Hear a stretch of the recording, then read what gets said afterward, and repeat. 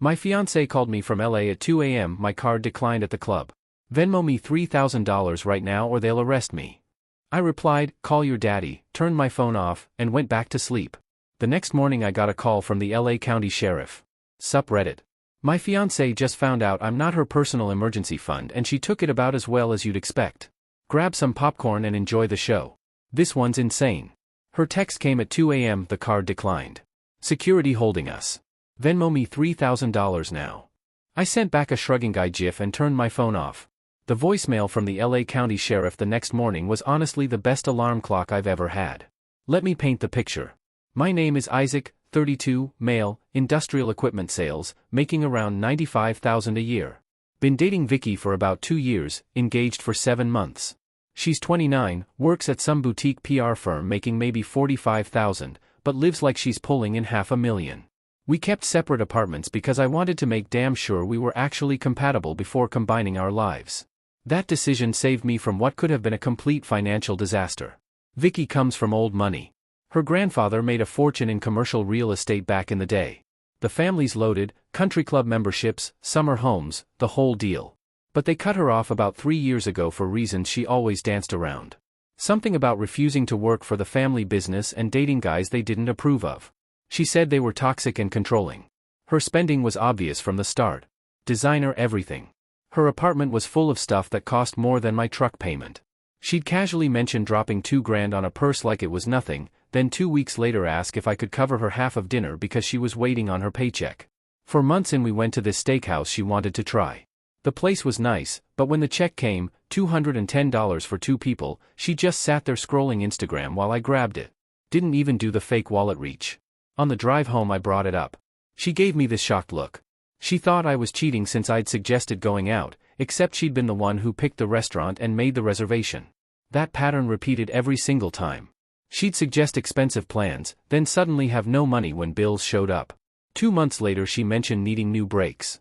I offered to help her find a good mechanic, maybe save some cash. Next thing I know she got them done at the dealership. $1,400 total. Then casually mentioned she was short on rent and could I spot her $300. I gave her the money. She paid me back 4 months later after I brought it up 3 times. Then there was the vacation thing. 8 months in she started talking about wanting to go to Bali for a week. I said that sounded great but we'd need to save up and budget properly. She looked at me like I'd suggested we vacation in a sewer. Why would we save? Just put it on a credit card and pay it off over time. That's what everyone does. That mentality should have been my immediate exit. But I thought I could help her understand basic financial responsibility. Yeah, that didn't work out. The worst part was how she'd compare me to her exes. Little comments dropped into conversations about how her last boyfriend took her to Cabo twice in 1 year or how the guy before that bought her a Tiffany bracelet just because. Never directly saying she wanted those things from me, just making sure I knew I wasn't measuring up to the standards set by trust fund kids and guys drowning in family money. My best friend recalled it early. We were grabbing food maybe 6 months into the relationship when I mentioned Vicky's spending. Ree just looked at me and said, bro, she's going to bankrupt you and blame you for being broke. Get out now. Ree's the kind of friend who doesn't sugarcoat anything. He's brutally honest to the point where it's uncomfortable, but he's always right. I should have listened. My sister Raven was even more direct.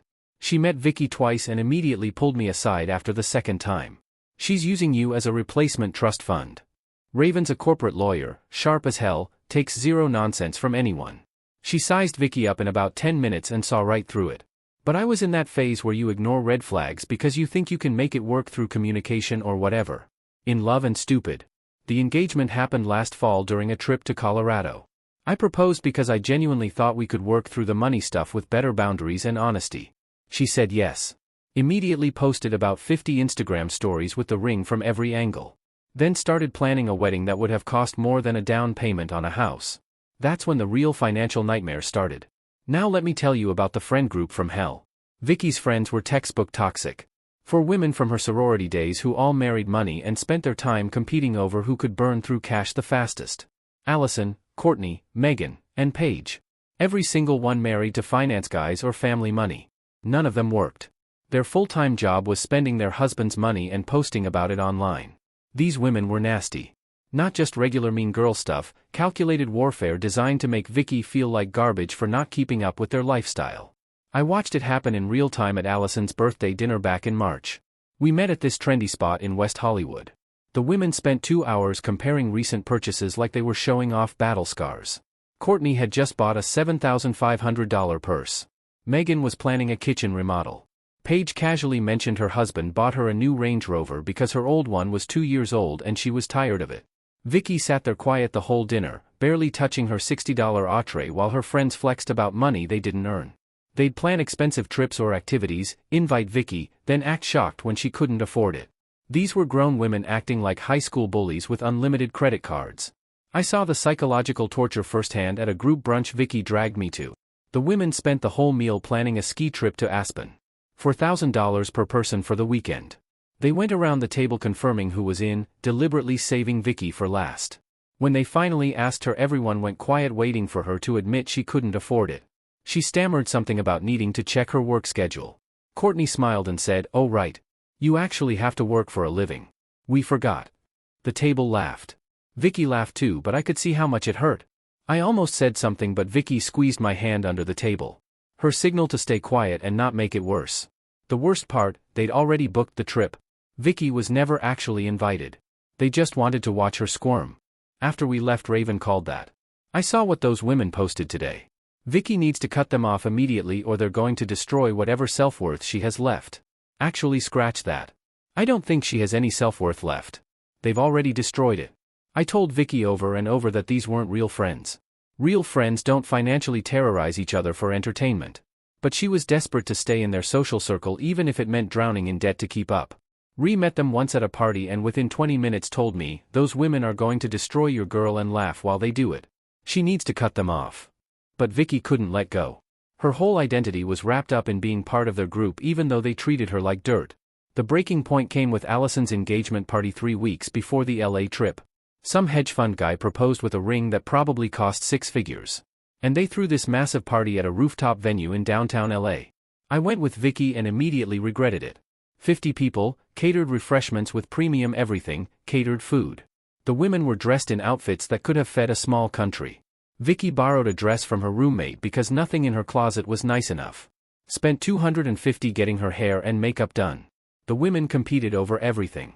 Biggest ring, most expensive dress, best vacation plans. At one point Paige made some comment about how sweet it was that Vicky was marrying for love instead of money. And the way she said it made my blood boil, but Vicky just laughed it off like it was a joke. Didn't defend herself, didn't stand up, just took it.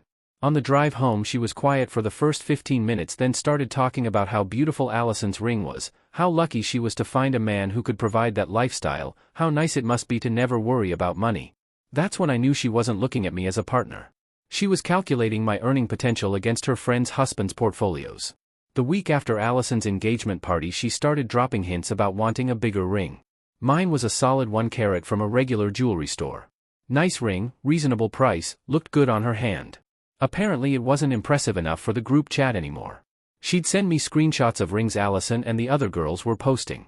I shut it down right away, told her we'd already talked about budget before I proposed, that I wasn't about to drop 50 grand on a rock just so she could compete with those women. She tried to play it off, but I'd already heard her on the phone with Courtney complaining about my budget ring. She'd used the word embarrassed. That hurt more than I wanted to admit. The ring thing faded after I made it clear I wasn't budging. But 2 weeks ago she said she was planning a bachelorette party in LA. Not discussing, just telling me she'd already started coordinating with the girls and they were looking at flights for the following weekend. I asked how much it was going to cost. She got vague right away. Said the girls were splitting everything so it wouldn't be bad. I pushed for real numbers. Finally she admitted it was around $3,500 per person for flights, hotel, dinners, clubs. I actually laughed, not trying to be cruel, but it was too absurd. I told her straight up absolutely not.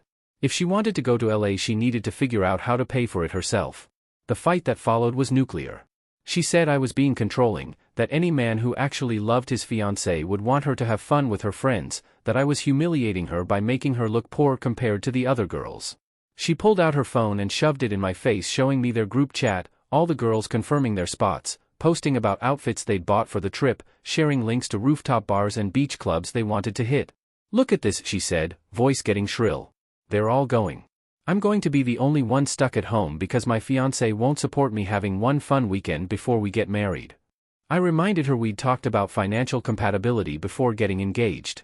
She could choose between the LA trip and having a fiancé because I wasn't funding both. She stormed out, stayed at Courtney's place for 4 days. Didn't answer my calls or texts, just radio silence while she and her friends probably planned how to get me to cave. When she finally came back, she said she'd found a solution. Her dad had agreed to pay for the trip if she promised to be more responsible going forward. I was immediately suspicious. She told me her parents cut her off completely years ago. Now suddenly her dad was dropping several thousand on a bachelorette party. She insisted they wanted to help with special occasions. That this was important and they were supporting her fresh start. I didn't buy it but figured if her dad wanted to bankroll her party weekend, that was between them. At least it wasn't my money. The trip was scheduled for Thursday through Sunday. She packed 2 massive suitcases, a carry-on stuffed with makeup and jewelry, 3 different going-out outfits per night. She was more excited than I'd seen her in forever. Ray came over the night before she left. We were hanging out on my patio when he looked at me and said, "You know this trip is going to end in disaster, right?" I told him I wasn't worried. Worst case, she came back broke and learned a lesson about budgeting. He just shook his head. "Bro, you're about to dodge a bullet. Just watch."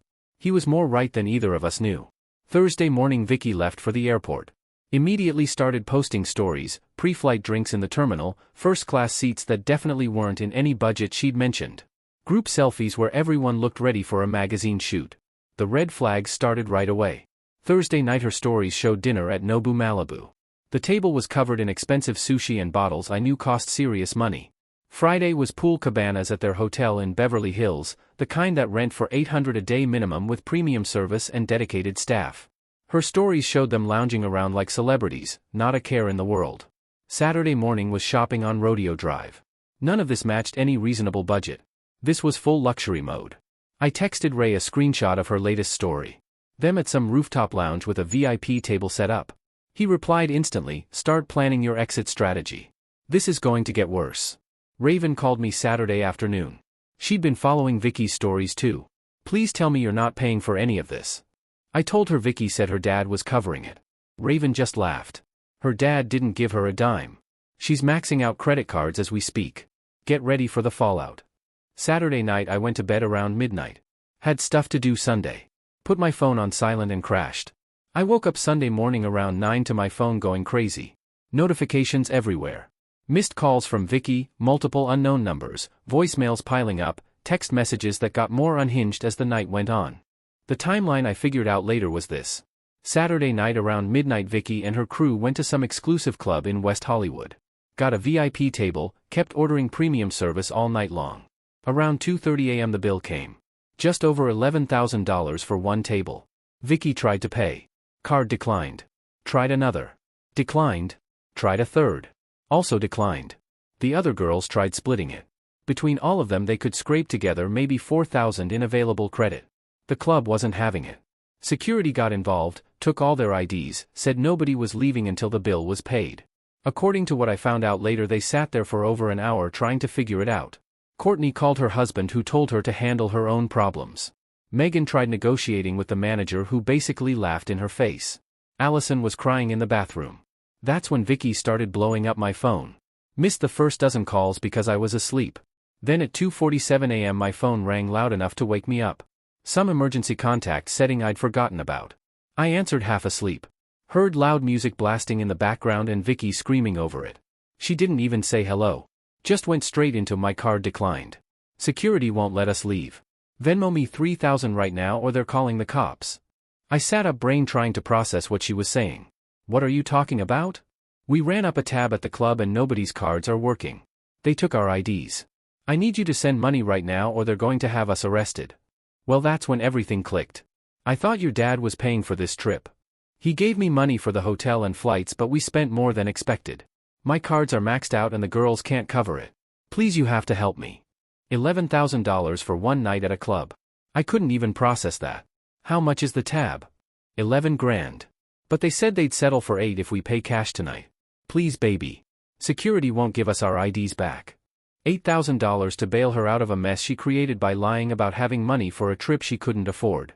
Call your dad. Silence except for the music. Then what? You lied about your dad paying for anything, didn't you? This whole trip has been on credit cards. More silence. Then she started crying. I made a mistake but I need help right now.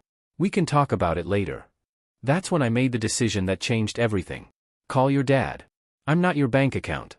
Are you serious right now? I'm your fiancé. When someone you love lies to you about thousands in debt, you learn who they really are. Figure it out yourself. I hung up, turned my phone off, went back to sleep. Sunday morning I powered my phone back on around 9. The notification avalanche was immediate. Missed calls in the triple digits. Voicemails I deleted without listening. Text messages from Vicky that went from desperate to angry to threatening as the night went on. The final text sent around 8 a.m. I will never forgive you for this. You're disgusting. Around 10:30 a.m. I got a call from an LA area code. Answered. Is this Isaac Whiteham? Yeah. Who's this? Deputy Lopez, LA County Sheriff's Department, West Hollywood Station. We have your fiancée Vicky Bryant in custody. She asked us to contact you. I almost laughed. She'd actually gone through with it. Got herself arrested over a club bill she couldn't pay. What are the charges? Theft of services and disorderly conduct. She and 4 other women ran up a big tab at a nightclub and couldn't pay. When deputies responded, your fiancé got combative and resisted arrest. So on top of the financial disaster, she'd fought with cops. Perfect. Is she okay? She's fine. Spent the night in county lockup. She'll be released this morning if someone posts bail. She was very insistent you'd handle it. How much? $1,500 cash or bond. The club is also still seeking restitution for their losses, which total just over $11,000. So she still owed the money that started this mess plus bail plus legal fees. Deputy, I appreciate the call, but I'm not posting bail or covering any costs. She created this situation. She can handle it. Long pause. Sir, are you certain? She was extremely insistent. I'm sure she's got family. They can help. After I hung up, I called Ray. He answered on the first ring. Please tell me you didn't bail her out. Didn't pay a cent. She's sitting in county lockup right now. Ray laughed so hard I had to pull the phone away from my ear. Bro, this is the greatest thing I've ever heard. Please tell me you're ending it. Already am. I'm getting the ring back, packing all her stuff, and sending it to her parents. She's not keeping anything. Need help packing? I'm free all day. Yeah, come through around 2. I hung up and immediately started screenshotting everything from her Instagram. Every story from the weekend, the Nobu dinner, the cabanas, the rodeo drive shopping, the rooftop bars, the bottle service, all of it. Then I went through her friends' accounts and grabbed their posts too. When they eventually tried to defend her or spin this as me being the bad guy, I'd have receipts showing they were all there burning through money together. The evidence was brutal. Every post was a nail in Vicky's coffin. Checked her Venmo next. Public account, dozens of transactions from the weekend, payments to LA clubs, luxury car rentals, designer stores, all with captions like, best weekend ever, and party emojis. Screenshotted every single one. Raven called around noon. Ree must have filled her in. Tell me you're documenting everything. Already done. Smart. Going through the apartment now. Found a credit card statement showing she was already 14 grand in debt before LA. Keep that. And when you pack her stuff, make a full inventory list with photos. She tries to claim you damaged or kept anything, you'll have proof you returned everything in perfect condition. Already planning on it. Good. You need help with anything? Ray's coming over to help pack. I got the rest covered. All right. Call me if you need legal advice on the ring. Technically it's conditional property, but her parents might push back. Let them try. I spent Sunday afternoon going through my apartment. Every item Vicky had ever left got packed into boxes. All of it. Found a box of stuff she'd built up over 2 years. Some of it I'd bought her as gifts. Into the boxes it went. She wasn't keeping anything. Ray came over to help. We were packing when he found a receipt wedged under the bathroom sink, a credit card statement showing a balance of $14,000. Bro, look at this. I looked at the date. 2 months old. She'd been hiding credit card debt even before the LA trip. Keep that, Ray said. I photographed it and added it to the collection. We found more stuff as we packed. Shopping bags from stores I'd never seen her carry. Gucci, Saint Laurent, Balenciaga receipts stuffed in coat pockets showing purchases way beyond her means.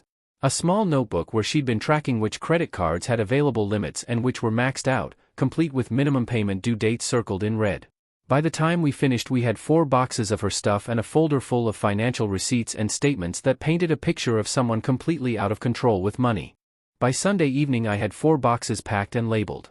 Called Vicky's parents and explained the situation in the most diplomatic way possible. Vicky had made some poor financial decisions. We were ending the engagement. Her stuff would be delivered to their house tomorrow. Her mom sounded more relieved than upset. We were worried about this. Thank you for letting us know. Monday morning I rented a small truck, loaded the boxes, and drove to her parents' house in Pacific Palisades. Left everything on the front porch with a note. Vicky's belongings. Engagement terminated. Raven met me there. Nice work. What's next? Waiting for her friends to start their attack on social media. Soon as they do, I'm posting all the screenshots and shutting it down once. Then I'm done engaging. Right on schedule. Courtney posted a long Instagram story that afternoon about toxic men and emotional abuse. Didn't name me directly, but the subtext was obvious. I texted Ray, time to post the receipts. I'd already prepared the response earlier. Since we're sharing stories about the LA trip, here are some facts with timestamps. Sometimes financial responsibility looks like abandonment to people who've never experienced consequences. Attached every screenshot, all timestamped, all showing exactly what the weekend cost. I also included screenshots of Vicky's Venmo transactions with captions like, "Living my best life," next to $800 payments to nightclubs. Ray posted it to his story with his own caption, "Y'all really going to defend this?" Within an hour the narrative shifted. People who'd been ready to destroy me started asking questions. The friend group went radio silent. Within 2 days I started hearing through mutual connections that the friends were distancing themselves from Vicky. Courtney removed her from the group chat. Megan unfollowed her on Instagram. Allison posted a story about cutting out toxic people who create unnecessary drama. The best part, Paige's husband apparently saw the club bill and the arrest report. He'd fronted some money thinking it was a reasonable bachelorette party, not a felony-level spending spree. He banned Paige from hanging out with Vicky ever again and made her pay him back every cent. So now Paige was mad at Vicky for ruining her marriage's finances. But I wasn't done yet. The ring became a problem Tuesday morning. Vicky's mom called. Her dad had bailed her out Monday afternoon. She was staying with her parents and wanted to arrange getting her stuff. I told her mom the stuff was already delivered. She paused, then asked about the ring. I'd like it back. Vicky says that's an unconditional gift. She's keeping it. I'd expected this. Tell Vicky she has 2 options. She can return the ring voluntarily, or I can report it as stolen property since the engagement is terminated. Her choice. Her mom went quiet. I'll talk to her.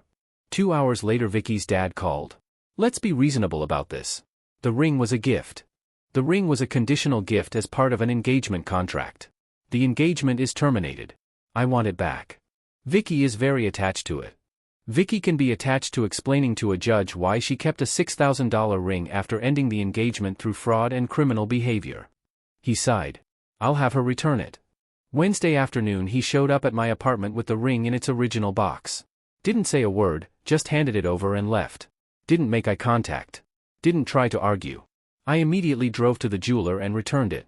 Got a full refund. $6,000 deposited back into my account within 3 business days. Ray found out that night when we met up to hang out. You actually got it back. That's cold-blooded. Yeah. She wasn't keeping $6,000 of my money. Respect. What's next? That's when Raven showed up and dropped the real bomb. She slid into the booth looking way too pleased with herself. I did something you might think is excessive. What did you do? You know how Vicky works at that boutique PR firm? Yeah. Well, turns out her boss follows me on Instagram.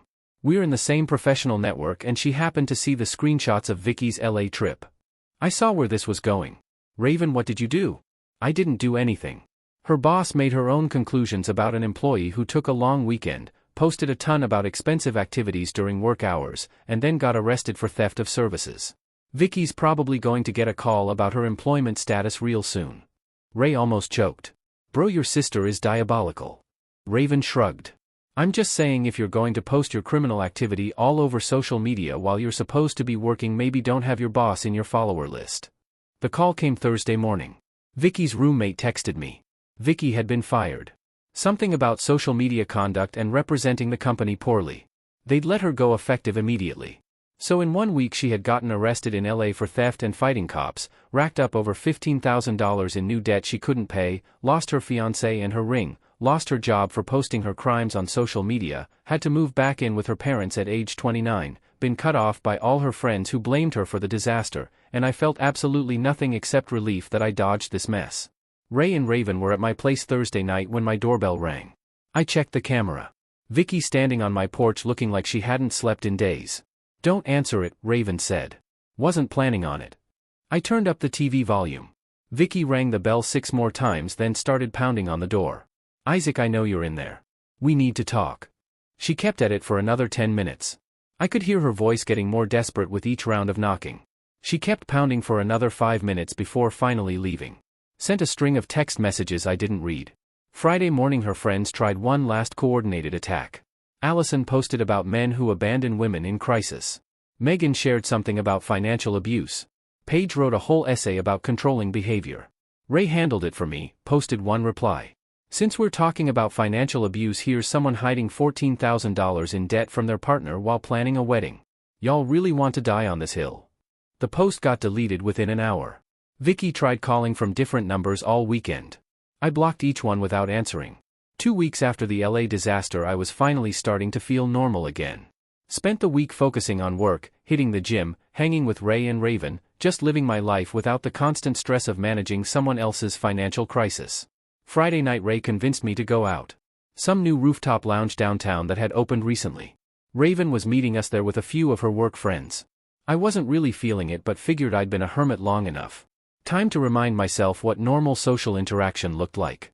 The lounge was nice, good music, decent crowd, solid views of the city. Ray and I grabbed drinks and found Raven's group near the back. We were just talking and vibing when I heard her voice cut through the noise. Are you kidding me right now? I turned around and there she was. Vicky standing about 10 feet away looking absolutely unhinged, hair a mess, makeup smudged, wearing a dress that looked like she'd pulled it off the floor. She was with Megan and Paige, both of whom immediately tried to pull her away. Isaac. She stormed over nearly tripping in her heels. You've been ignoring my calls for 2 weeks. We need to talk right now. The whole section went quiet. Everyone was staring. Ray leaned over and whispered, this is about to get interesting.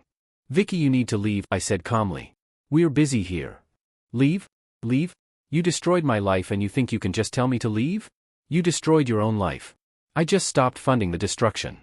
She got closer, pointing her finger in my face. You left me in jail. What kind of man does that? The kind who's not responsible for his ex-fiancée's felony theft charges. Someone in the crowd laughed. That set her off even more. You're such a jerk. This is all your fault. All of it. If you had just sent the money, then you would have learned nothing and I'd still be engaged to someone who lies about debt and gets arrested at clubs. A guy near us muttered, dang, she got arrested.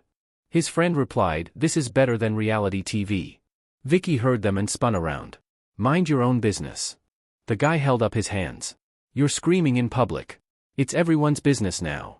She turned back to me, mascara starting to run. You're enjoying this, aren't you? You love watching me suffer. I'm not watching you do anything. I'm trying to hang out with my friends and you showed up uninvited to scream at me. Raven moved next to me, arms crossed, looking like she was ready for war. Vicky, I strongly suggest you walk away before this gets worse for you. Vicky turned on her. Stay out of this.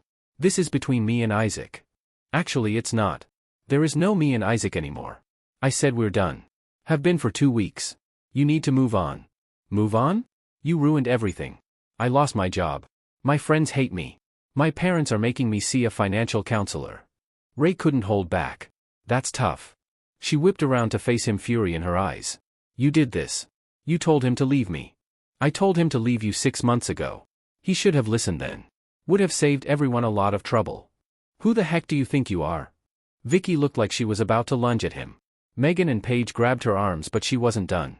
She yanked herself free and got right in my face again. I gave you 2 years of my life.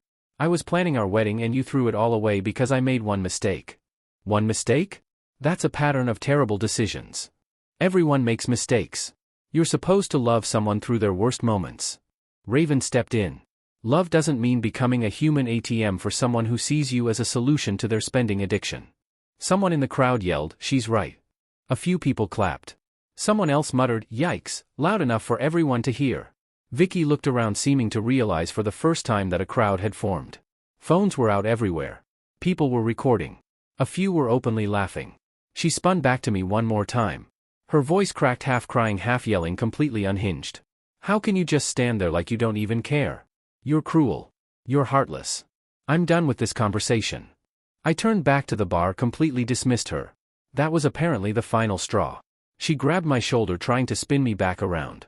Don't you dare turn your back on me. Security was already moving in. 2 guys in black shirts appeared on either side of her. Ma'am, you need to leave. I'm not leaving. Ma'am, if you don't leave voluntarily, we'll have to escort you out. She tried to shake them off. Get your hands off me. Do you know who I am? One of the security guys looked at his partner. Someone about to get banned from this place. The crowd loved that. Laughter erupted. Megan and Paige finally grabbed her arms. Vicky, come on. Let's just go. You're making it worse. But she wasn't done. Even as they pulled her toward the exit, she was still yelling, "This isn't over, Isaac. You ruined my life. I'll never forgive you. You're going to regret this." Ray yelled back, "I don't think he will." Security walked her to the door while she screamed the whole way. The entire lounge watched. Phones captured everything. She was being dragged out of a rooftop venue at 11 p.m. screaming at her ex-fiancé while people filmed it for social media. Right before the door closed, she made one last attempt to break free. Ended up stumbling in her heels and falling into Paige. Both of them nearly went down. The crowd erupted in laughter. The door finally closed behind her. The lounge was silent for about 3 seconds. Then someone started slow clapping. Within seconds, half the venue joined in. People were laughing, cheering, coming up to shake my hand or pat me on the back. The manager sent over a round of free appetizers. Ray was absolutely losing it. This is the greatest night of my life. I felt a little bad, but only a little, because I didn't create this situation. All I did was refuse to enable destructive behavior and stand my ground when they tried to make me responsible for their choices. 3 months ago I thought I was planning a wedding. Now I was planning a life where my biggest stress was choosing which place to hang out at Friday nights. Sometimes the worst things that happen turn out to be the best. The lounge slowly went back to normal. Music picked back up. Conversations resumed. And for the first time in 2 years I felt completely free. Guys, we are so close to hitting 100,000 subscribers on this channel. If you are not subscribed to the channel, please consider subscribing. It really helps hit that 100,000 mark. Thanks for making this dream come true.